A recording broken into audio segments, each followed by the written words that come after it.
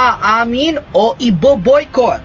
Ito ang naging banta ng maraming netizens sa veteran actress at nag-iisang Diamond star na si Maricel Soriano. Ano daw? Aamin si Maricel Soriano o ibo-boycott? Ibo-boycott pag hindi umamin na kasama niya si BBM na sumisinghot?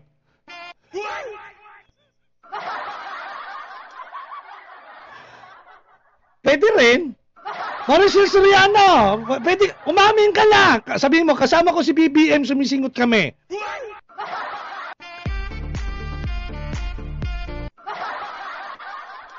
Alak lang putang ina, may pagbabanta no? Oo, kasi kailangan mong kumita, kailangan mong maibalik ang tikas ng iyong karir. O sa pamamagitan alam nyo naman ang mga dilawan. Oo, yung mga dilawan, alam mo naman ang niyan, yung tinatawag nilang yung boycott, ano tawag dyan? Yung may tawag sila dyan eh. Yung ano tawag doon? Di ba may tinatawag sila dyan na yung pag-boycott sa mga mga produkto, sa establishmento, ano tawag doon? Nangyari yan, madalas mangyari yan ng panahon ng eleksyon. Ano tawag doon? Meron dyan, di ba? Putang ina, daldal ako ng daldal dito. Putang na, yung ngiwing bibig ang... mahilig sila mang-cancel. Puta, bakit ngiwi? Ba't puro ngiwi? Animal kayo? Cancel culture. Baka kung ayaw mo ma-cancel culture ka ng mga kapwa mo dilawan. Dilawan pa naman ito, si Maricel Soriano. Ay, bakit siya naging dilawan ng mga panahon na yon? Siguro alam niya na, tangina ba't ko iboboto yan? Ka-jamming ko yan na nagdudurog, animal. Sabi siguro ni Maricel Soriano, I will support Leni Robredo because of BBM.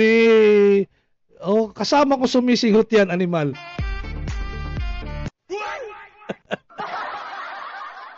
Alak lang putang ina. Kung ayaw mo madali ng cancel culture ng mga kapwa mong dilawan, tangina, umamin na. Amin na ba? Umamin ka na. Tuloy. Kung saan ngayon nakakaladkad ang pangalan sa di umano'y controversial na PIDEA list na inilabas ni Maharlika, kung saan pinangalanan ng maraming source na ang kasama di umano ni BBM sa Rizal Tower sa Rockwell, Makati na nagdudurog di umano ng pulburon ay ang batikang aktres. Ayon sa kanila, matagal na nalulong sa pinagbabawal na gamot si Maricel Soriano, kaya't hinamon siya ng veteran journalist na si Jay Sonza na aminin sa publiko ang kanyang pinagdaanan, lalo't pat tila sangkot dito ang pinakamataas na opisyal ng pamahalaan. Mas nagulat pa ang maraming netizens online nang i-reveal ng isang reliable source na ang di umunay kapatid ni First Lady Liza na si Martin Araneta na siyang di umunay nooy boyfriend ni Maricel Soriano ay damay di umano sa pagdudurog ng droga.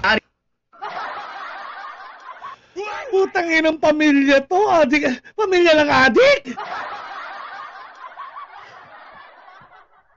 Pamilya ng adik ka ng mga hinayupak. Anak. Yawa. Pati ba naman ikaw, Martin Araneta? Putang ina mo. Mga adiktos benediktos kayo. Yawa na yan. Piste. Hayop pamilya adiktos benediktos. Kaya nga eh. Putang ina talaga yan Hayop na pamilya. Narito ang pagpapatotoo ng isang source kung saan positibong tinukoy na ang aktres na si Maricel Soriano ang di umano'y kasama ni BBM sa Rizal Tower sa Makati City. Inaantay ko lang na may mga... Ay putang na, ito basahin natin to. Inaantay ko lang na may taong maunang magsabi bago ko i-expose ang nalalaman ko. Ay, pakinggan na lang natin. Papabasahin niyo pa ba ako? Ito, pakinggan ninyo kung ano yung sinabi dito. Inaantay lang daw, animal. Sa Rizal Tower sa Makati City. Inaantay ko lang na may mga taong maunang magsabi bago ko expose ang nalalaman ko. Now that everybody got their clues, who is the female star na kasaming nila Bongbong sa Rockwell, let's name her now. None other than Maricel Soriano, the Diamond Star. Actually, this is not new to the elite people kasi may mga residente ng Rizal Tower na normal na nagda-drugs at kahit mga executive ng company, gumagamit. I just remember yung kwento ng tita kong nagpaaral sa amin na nag-work dyan sa Rizal Tower. Actually, Maricel has a unit there. Siguro 3 kondo lang ang pagitan ng tita ko tapos unit na ni Maricel. Wala raw talagang tumatagal na katulong dyan dahil sa hindi kaya ang ugali nung nagtitake pa siya ng drugs. Parang halos buwan-buwan may umaalis na katulong at hinahanapan lang lagi ng agency para may kapalit yung mga nag-aawol na meet sa kanya. Of course, because of the effect ng droga kaya lutang lagi si Maricel. Alam niyo naman, tamang trip siguro kapag nakakasinghot. May time pa nga raw na kapag yan talaga sobrang high kahit sa labas ng unit niya, tumatawang mag-isa. Parang hindi artista tapos dry na dry ang itsura. Hindi Para si BBM dry na dry.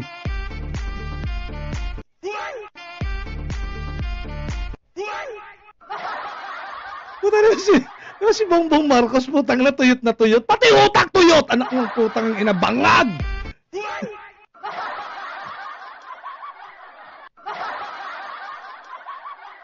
Anak lang pusang gala. Diba? Ay, Maricel Soriano, kung may awa ka sa Pilipinas, puta, sabihin mo lang katotohanan, magsalita ka. Kaya lang ang problema, wala raw tong pera. Ang problema, wala itong project. Wala itong pera. Baka bigyan to ni Lisa Araneta Smugs. Putangin mo, manahimik ka. Ito pera, total wala ka namang project. Tanggapin mo, huwag ka nang magsalita.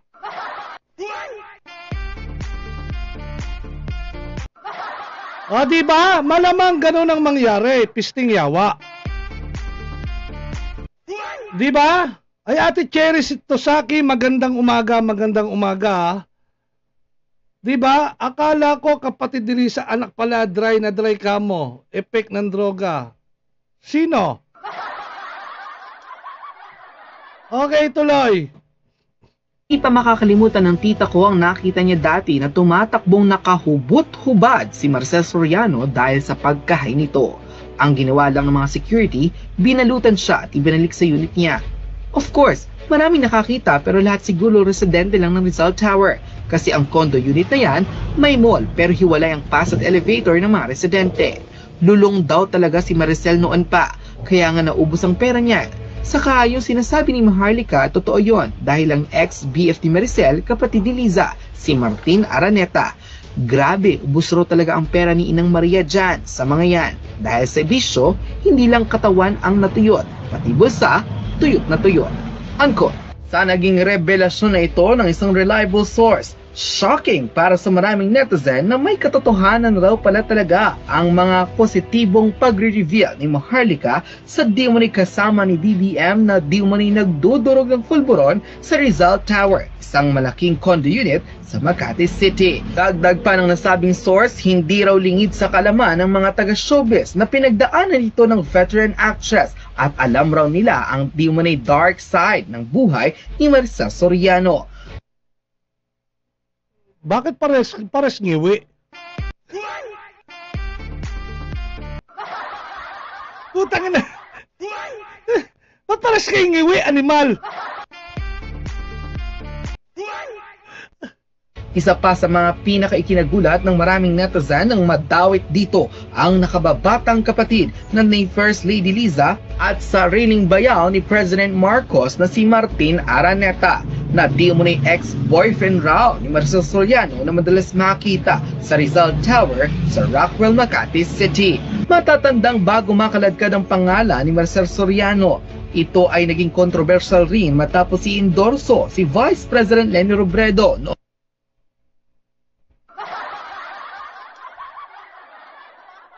Dilawan din, oh. Magsalita ka na, total. Ay, sa bagay, kampi na nga pala ang Pulawan ngayon at saka Dilawan. Paano ka nga pala magsasalita? Paano ka nga pala magsasalita kung ang Dilawan at ang Pulahan join force na, animal? Yawa. Okay, tuloy. Nako.